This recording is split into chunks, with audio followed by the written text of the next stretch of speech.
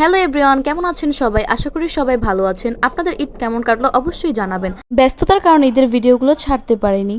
আমার ঈদ বলতে কিছুই ছিল না, কারণ আমার নতুন বিয়ে, তাই এবার আমার শ্বশুরবাড়িতে ঈদ করতে হয়েছে। বাবা মাকে ছাড়া ঈদ কেমন কাটায় সেটা শুধু বিবাহিত মেয়েরাই বুঝবে।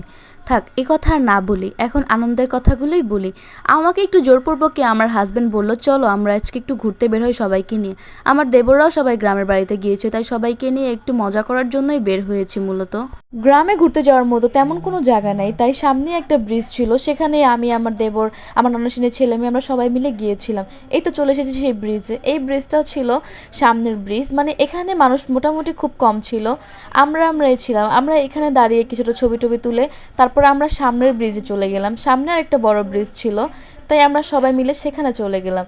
এই তো এখানে এসে দেখলাম যে ভাই রে ভাই, এত মানুষ! ঈদ সিজন তাই এত মানুষ হয়েছে, মানে কি আর বলবো। এখানে অনেক ধরনের দোকান ছিল, ফুচকা, চটপটি, ঝালমুড়ি, বিভিন্ন ধরনের দোকান ছিল।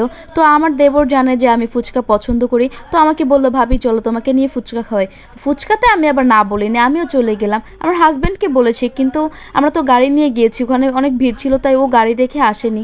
আমি আর আমার দেবরই এসেছি। তো এই তো আমার ফুচকা চলে এসেছে। ফুচকাটা খেয়ে দেখলাম খুবই মজা, মানে খুবই ভালো লেগেছে।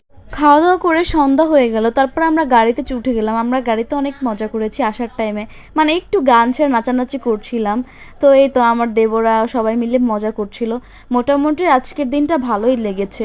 আমি অবশ্য ভিডিওটা ছাড়তে লেট করেছি, এত ব্যস্ততার মাঝে তো ভিডিও ছাড়া যায় না।